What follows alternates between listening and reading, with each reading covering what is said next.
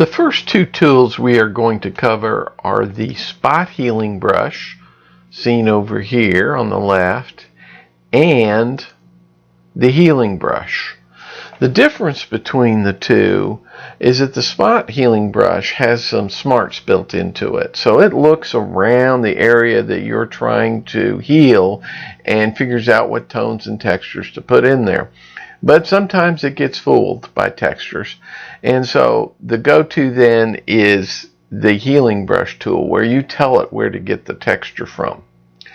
Okay, there's a few shortcut keys we need to know about to use this effectively. The first one is to control the size of your area, the size of your tool, and that is the left bracket key for making it smaller and the right bracket key for making it larger, because you're going to be changing the size of your brush as you go along depending what you're addressing. The next thing is the undo button, because sometimes you apply a fix and so that doesn't look so good. So it's Control Z on the PC or Command Z on the Mac. However, that only gets you one undo. So if you did 3 or 4 things, you said, oh, that didn't look good at all, I need to start over. The way to get multiple undos is Control Alt Z on the PC or Command Option Z on the Mac, and it'll take you back several undos. For Photoshop CC, the default is 50 undos, and for like Photoshop C6, I think it's 20 undos by default, but you can change that in the settings. So the first thing I usually do with a photo is do my survey on what are distracting elements, and let's look at that right now. I'm going to use this Windows 10 feature, this inking feature, so I can point some of these things out to you. We can certainly see these feathers stuck to the wall that we want to get, but there's a couple other things too. We have right here above the eagle's head, we've got a stick sticking right out of its head, and over here we have a stick sticking out of its shoulder. We also have another stick. Normally I might leave that in, except it's reflecting light pretty brightly compared to the eagle, and so it also is distracting. So we're going to take care of all of these issues. So the first thing I do is go down to the right hand side and create a layer. I'm going to label that layer, clean up, and I usually always start there. So let's start with our spot healing brush, which is easiest to use and gets rid of a lot of these things. So using my bracket keys, let me get rid of that. That's not a problem. We see this stuck in the crack here, and I can just paint that one out. It doesn't have to be just a whole selection. You can paint a selection over. Let's work on this one. Okay, and that's gone. Let's do before and after. You can, using the Control Z, before, after, before, after. The texture looks a little different, but no one would be able to tell that. So let's get rid of this one over here.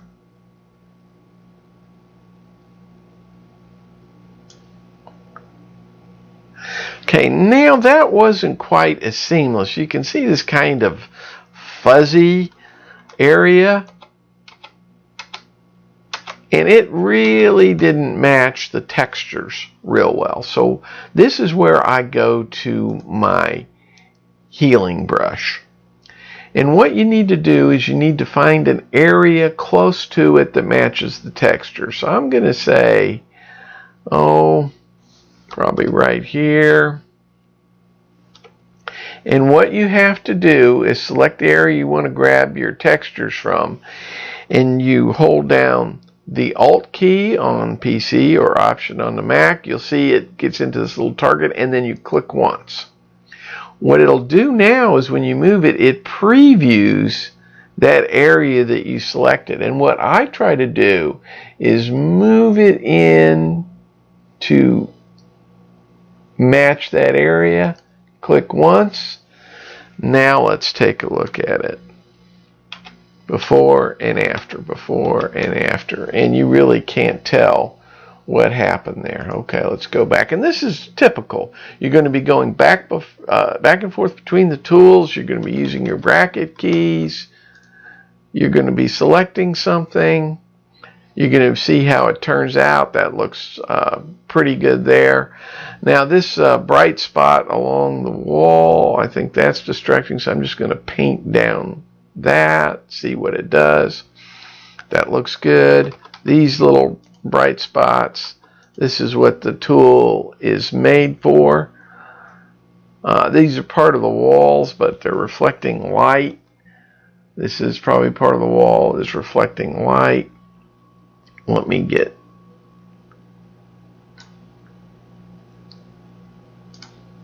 that there. And let me go back still. I'm still not happy with that. That's a bit distracting. Let me get that. Get that. Okay, that's better. Now let's address these twigs that are sticking out of the eagle's body. The spot healing brush is really good on telephone lines and things like that, but towards the edges it can smear an edge, so you have to be careful. In another video we're going to show you how to deal with that. Here it shouldn't be much of a problem. So I'm going to make my brush a tiny bit bigger. Come down here. Now I'm going to be real careful when I get to the edge of the eagle. I'm just going to veer off to the side a little bit. That looks pretty good. I always check, see how something looks. Then we'll go to the one sticking out of his head here. Let me grab that. Again, I'm going to veer out. I don't want to touch the edge of the eagle. I do that all the time, do an undo, see if I've left any artifacts there. Let's get rid of this stuff.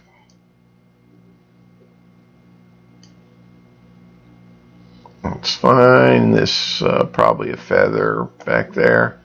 Get rid of that. Okay, it's looking pretty good. Now, the last part for the wall here are these feathers sticking on the twigs. So this one, again, make my brush a little bigger. I think I can just paint up on this one and take care of it. Okay, now here is going to be a little tougher. You're going to be able to start to recognize when you want to use the regular healing brush. And I think this is an area where we want to do that, where I want to just continue the texture over on that side. So I'm going to grab this. Let me see. Let me find a spot that I like and hit my Alt on PC, Option on Mac, do one click, and then bring that over. And I try to line it up. So that looks pretty good. We got one little spot left there. And this is typical, switching back and forth between tools. I'll grab that, take care of that. Okay, right here. Now it disconnected this twig here, so I think I'm just going to go ahead and take the rest of it out. And let's see what we can do with the last part here. There we go. And I think I'll just remove the rest of that. Okay. So that's pretty good. Let's go over here. Notice that, let me take the background off. This is all the corrections we've been making. If we turn the visualization of this out, you can see how far we've come so far. Much cleaner background, looks better. One last thing. Let's look at the eagle itself. The eagle is molting. That's what these little downy feathers are. This is temporary. When the eagle's finished, they'll have a nice smooth feathers, and you can take them out or not. And the tools work for this also. In this case, I'm going to grab my healing tool, and I'm going to make it a little smaller. And I'm going to find an area, let's say here, that I want to move in. And this is what I love is the preview. So I can line these feathers up. And there we go.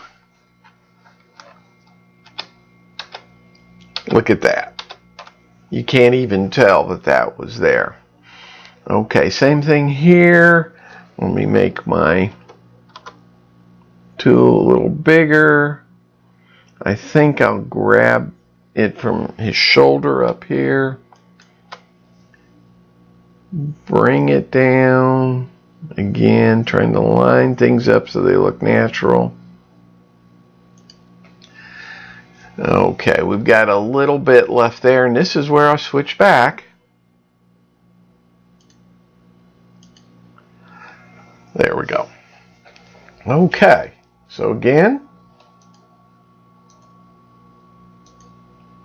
we've cleaned up our eagle, give him some dignity back, and the background looks great, and we can move on to the rest of the adjustments we're going to make. Okay, in the next videos, we're going to show you some more of the essential tools.